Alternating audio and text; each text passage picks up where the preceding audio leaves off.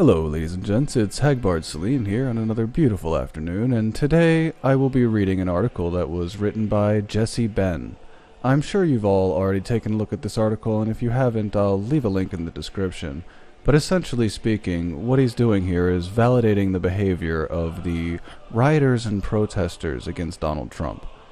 Now, as it were, I'm not so much a supporter of Donald Trump as I am a realizer that a lot of the rhetoric that's being pushed against him is laughable at best and frankly slanderous at worst, and I can't see any motivation for it other than simply not wanting him in power. I can't imagine why, as he seems mostly like someone who'd like to dot the I's on his entire career and become president, but these people seem to think he's literally Hitler, which is half amusing and half terrifying, because believing someone's literally Hitler can lead to some very poor behavioral choices. That being said, let's go through this article real fast. Sorry, liberals, a violent response to Trump is as logical as any. Technically speaking, a violent response to almost anything you disagree with is as logical as any by the reasoning you're about to go through.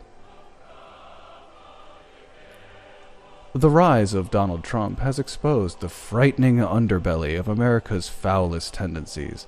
Our racism, nativism, xenophobia, misogyny, Islamophobia, ableism, and propensity towards authoritarianism have been laid bare. You got all the buzzwords in there, Jesse. Congratulations. Well done.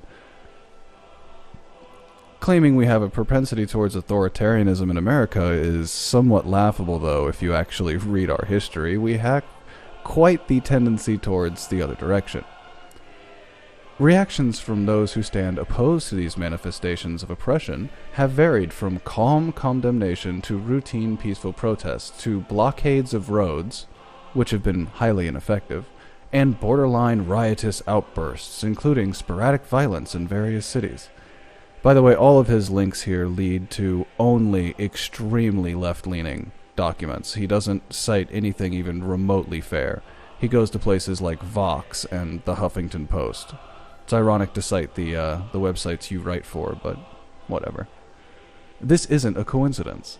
There are so many examples of Trump inciting violence. The New York Times put together this video documenting some of them. A powerful video juxtaposing his longing for the violence against protesters from the good old days with images from the civil rights era recently went viral. By the way, I watched both of those, and they are poorly edited first and foremost. The first video is clearly cutting so that it sounds like he's saying things he's not saying, and in the second one, it doesn't really add up for it to be racially motivated except for towards the end where they very specifically pull from, I believe, the bus riders, if I'm correct. Either way, the first few scenes show quite a few white people getting yanked around and beat up as they helped to fight for the end of racial segregation, but of course they don't point that out. There has been an upswing in anti-Muslim hate crimes that correlates with his candidacy. And everyone knows correlation is causation. It's not that the entire world is starting to become more aware of the fact that Islam might be a problem and some people are taking this matter into their own hands. No, that's not the case at all. Including several offenders who cite him as their inspiration. Another of his supporters beat an unhoused Latino man. Yet another sucker punched a demonstrator at a rally, and then, more alarmingly, went on to say the next time we see him, we may have to kill him. Okay, Trump had nothing to do with anything there. You understand that, right? If I did something and then said, well, Jesse Benn told me to do it, you would then be responsible for it, right? I mean, that just adds up. That's what you're saying is possible here, which I think is a very frightening stance to take. Trump has not just flagrantly violated the typical boundaries of political discourse, his candidacy is linked to multiple instances of violence. It shouldn't be a surprise that opposition to him has responded in kind.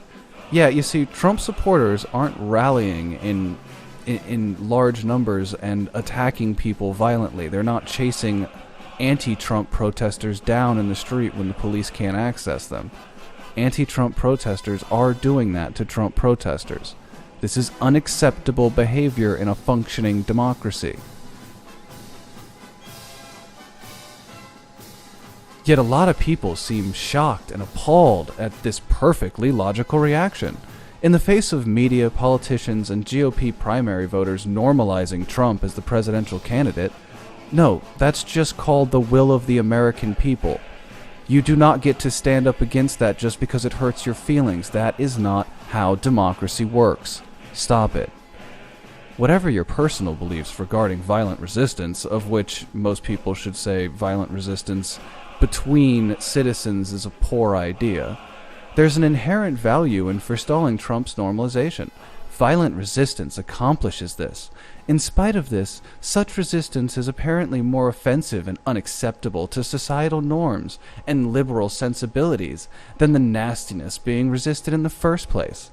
Oh yes, they're resisting Trump's bombastic speech by kicking the shit out of random supporters. Yeah, that makes sense. As a result, a litany of think pieces and condemnations from liberal media and politicians are making their rounds to make it clear just how unacceptable and counterproductive any violence or rioting is, urging people to listen to the other side or use legitimate means. Yeah, whatever that means. Like, look, okay, if someone might be elected president and I don't really like him, it would be completely understandable for me to shoot at him and or all of his supporters, right? I mean, that just makes sense for me to that's part of violent protest in theory. That's the logical extent of it, is eventually I'm going to have to shoot a bitch. So, I mean, let's just get it over with. Ignoring the possibility of fascism in the United States rising with it. Yes, of course, it's always literally Hitler. Those who stray from this non-violent narrative, like Emmett Resin, an editor at Vox who tweeted that people should riot when Trump comes to town, face swift and punitive redress. Yes, if I had said anytime Jesse Jackson comes to town, you should riot because he's a hate speaker who riles up the black community, and instead of allowing the black community to get riled up into violence, you should perpetuate violence against his intended audience instead. That would make a lot of sense, wouldn't it? Urging them to fall back in line. Amidst the hot takes and denunciations from liberals, they all seem to miss a few key points. First, they misplace the blame. Second, they misunderstand the desired outcome from violent resistance and those protesting Trump in general. And third, they ignore the history of successful violent insurrection in the United States, instead favoring the elementary school version of history, in which nonviolence is the only means to struggle that's ever achieved a thing. Let's go point by point. Please, my little Hebrew friend, let's go point by point. Point 1.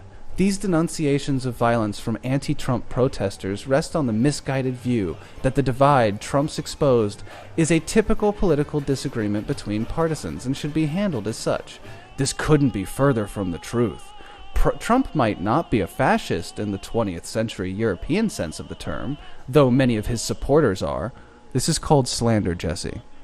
But he might represent its 21st century U.S. version. There's no doubt he's expanded the Overton window to include rhetoric previously well outside its bounds. So then now it's time for you to expand the Overton window to include violent protest against political candidates.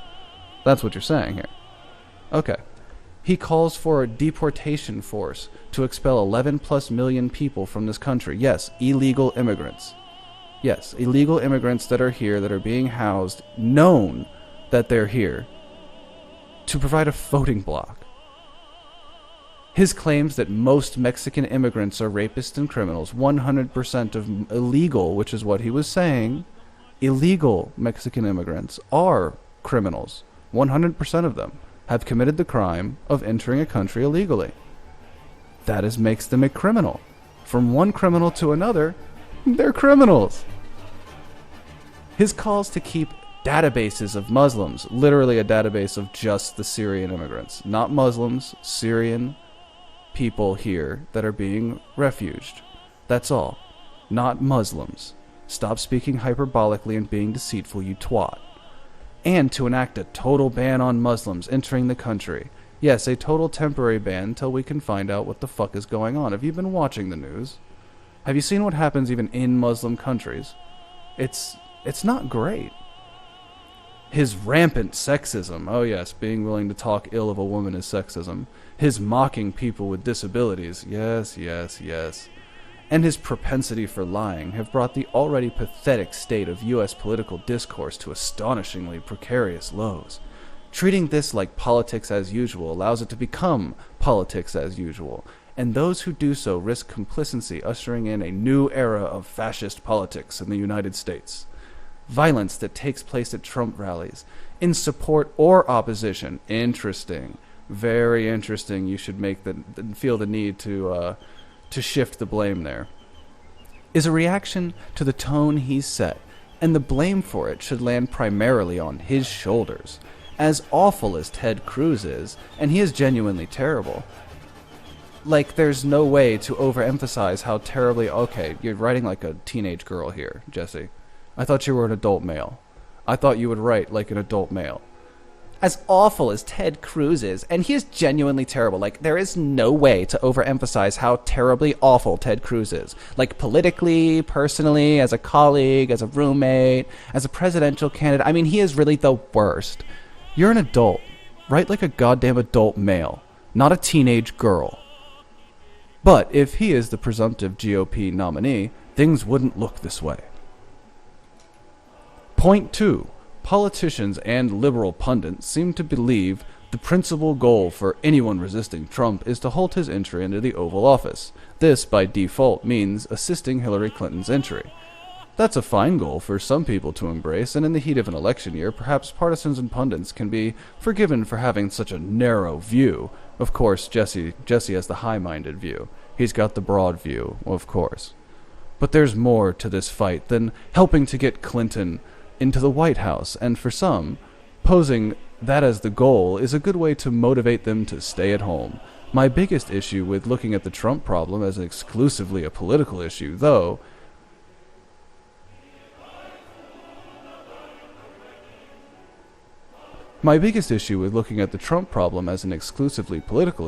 is that if he loses this fall, everyone will go back to ignoring the things that got us here in the first place. No matter who wins in November, the forces underpinning this rise will remain. Yeah, that's great. So you're basically saying that because Trump has even been nominated, because he has gotten any attention at all, we can never, ever, ever stop hammering down on this bullshit. Good God, man, you're obsessed. Trump doesn't exist in a vacuum. He's the natural consequence of, among other things, Republicans' long-standing embrace of racism, perpetual attacks on the credibility of media, scientists, and the federal government, defunding public education, and railing against so-called PC culture, using immigrants as scapegoats. Okay, seriously, let's go through those one by one. The embrace on racism thing is getting really, really old. I know most Republicans I've met aren't racist. As a matter of fact, most of them were just normal human beings. A good percentage of them were Hispanics. Again, something completely ignored by these fucking idiots. Attacks on the credibility of media, scientists, and the federal government. Well, at least two of those should be questioned at all times, and the third should be questioned if you don't understand what's happening. You should question the media and the federal government at almost every turn. That's part of your responsibility as an intelligent consumer, and you should question scientists as soon as they say something that doesn't add up. That's how that works. Defunding public education. Yeah, okay, there are certain regions of the country where this has occurred. However, it occurs because on a federal level, Republican candidates that win have their funding cut. So the trickle-down doesn't occur, and they have to choose to cut something. They can't afford to cut water maintenance. They can't afford to cut fire. They can't afford to cut police. So they cut education. You force their hand and then blame them for their behavior. And it's getting old. Even I can fucking see it. Railing against PC culture, that just makes sense. Oh, and when it comes to education, I believe it was Obama and the liberal parties that have put in this new bullshit educational program, right? It's not the Republican Party that pushed for the new educational program that's a complete sack of shit. And railing against PC culture just makes sense. Using immigrants as scapegoats, that's not true, even in the remotest. In no way, shape, or form is he used. When he speaks on Mexicans in some points, Donald Trump is talking about the government of Mexico, which is laughing at us for giving it all its production jobs. These are true things. defeating these, they always speak in these terms, defeating these systems of power and their underlying apparatuses. Think tanks, conservative radio, Fox News, the Tea Party, not one of which I listen to, I have nothing to do with any of those, is a much longer term and more demanding task than assuring Trump isn't elected. Taking on the attitudes that drive them is even more difficult. Yes, it involves attempting to brainwash people into believing exactly what you believe. Assuming anti-Trump protests should be strictly focused on electoral politics and not these broader goals would be a detrimental oversight. Understanding European anti-fascists use violent tactics to shut down large rallies from white supremacists can be illustrative here. Yeah, okay, so you're siding with Antifa. I would invite anybody looking at this to Google Antifa and see the kind of behavior that you get from them. I don't care who you're doing it to, you do not get to behave that way to your political opposition. I personally agree with the meme that has a picture of Antifa communists and Islamists linked arm in arm saying destroy freedom, because that's what they want to do. Because while Trump isn't leading full-bore white supremacist rallies, there is value in making it clear that even his fascism light has no place in civilized society, and whether his candidacy represents how fascism comes to the U.S., or he's simply opened the door to it is immaterial. So either way, what you're saying is Trump is a fascist, even if he's not really a fascist. The fact is that he's made the country more fascist simply by existing. Either should be stopped post-haste. Point 3. Violent resistance matters. Riots can lead to major change. No, it can't. It's not liberal politicians or masses that historians identify as the spark underlying the modern movement for LGBTQ equality, nor was it a think piece from some smarmy liberal writer. So at least you realize you're a shithead smarmy liberal writer, that's fair. It was the people who took to the streets during the Stonewall Uprising.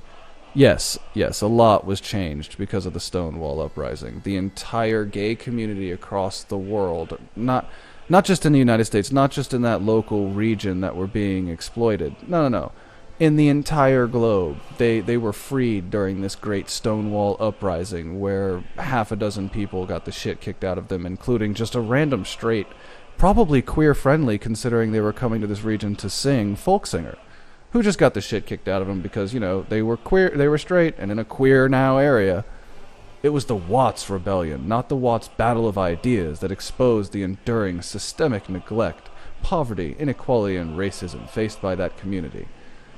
No, it wasn't. Similarly, the LA Uprising, not the LA protests, that led to significant changes in the Los Angeles Police Department. Again, it didn't. These things were already taking place most of the time, and the significant changes that took place in the Los Angeles Police Department were just gimmies. They weren't something that the Los Angeles Police Department particularly cared about. More recently, the Ferguson and Baltimore uprisings. Okay, that's how that worked. Those were totally uprisings. For the record, both Ferguson and Baltimore are democratically run left-wing areas that are falling apart, so work that out. Both helped prompt the Justice Department to investigate their corrupt police forces. And since we're talking about fascism, it's worth remembering that it wasn't the election of a moderate centrist, hello Hillary, or a sanguine protest that stopped its ascent in Europe. It was primarily the Russian military, and to a lesser extent, the United States military, neither of which practiced nonviolence, if memory serves. Yes, I get it. You're saying he's literally Hitler, but for that to be the case, he would have to literally have an army. You're comparing him to the Nazi army now. Do you realize how insane you sound? Do you realize how hyperbolic and childish this is? Last, I want to briefly note the problematic nature of people with privilege condemning violent resistance to Trump as an absolute moral failing, or denying its logic. Whether you would personally engage in violent conduct matters little to your ability to understand where it comes from. Some people have the privilege to consider the implications of Trump's rise in the abstract and negotiate, which means some people have the privilege to consider the implications of Trump's rise in the abstract and negotiate which means are necessary. That's not true for everyone. And when those who hold that privilege dismiss the potential validity or logic of violent resistance, it's effectively an effort to dictate the rules under which oppressed people can respond to existential threats, and to silence forms of resistance disagreeable to privileged sensibility. Don't be that liberal. Jesse, I'll be whoever I want, and violent protests are not acceptable under a liberal democracy, least of all violent protests to stop a rise of a political candidate. How would this be perceived if this were a liberal candidate that were being stomped out by violent right-wingers? You would probably feel the exact opposite, wouldn't you, Jesse?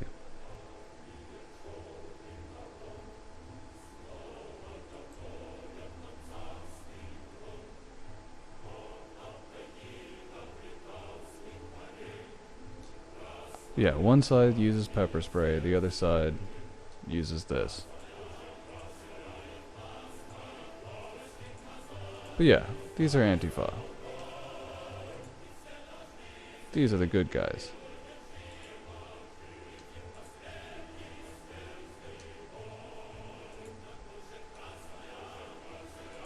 These guys.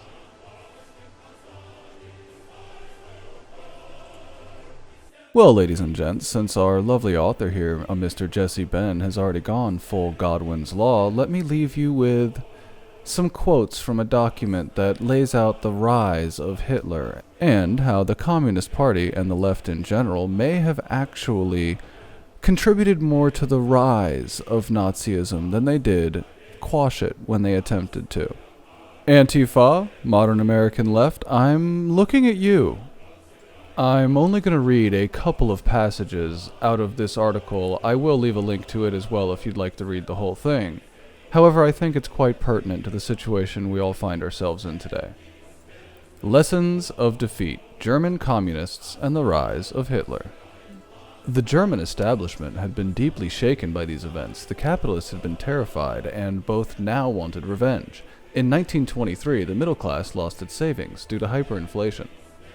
For the record, the events that are being discussed here are simultaneously the end of World War I that was ended by an internal revolt by the German people, and the rise of the Russian Revolution, which frankly put ideas in people's heads. However, mostly this is about the insecurity of the capitalists, the leaders, and the slowly withering middle class.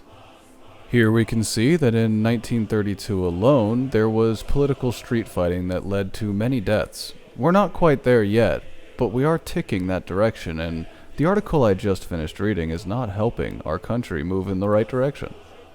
And I'm sure that we modern liberals know absolutely nothing about being castigated by more hardcore members of the left, do we? And this resounding attack on the other left-wing participants in Germany didn't leave a large majority of the working class disenfranchised. And that disenfranchised class certainly wasn't picked up by the Nazi Party and used as a tool. Now were they? Jesse, I know that you think you're doing the right thing, but everything you are doing is leading our country into revolution. And not the kind that you think is going to happen, not some kind velvet revolution. It's going to be hideous. And who do you think has been stockpiling all the guns? I hate to tell you this, but it's not the liberals, or the quote-unquote Marxists or communists. Wake up, Jesse. Ladies and gents, I'd like to thank you for getting through this with me. I hope you enjoyed at least part of this presentation. I'll be back next week with some more social commentary and, well, just madness, if I can find it. Frankly, I think we all deserve at least 1 week of just silly madness. That being said, good luck, stay safe, and goodbye.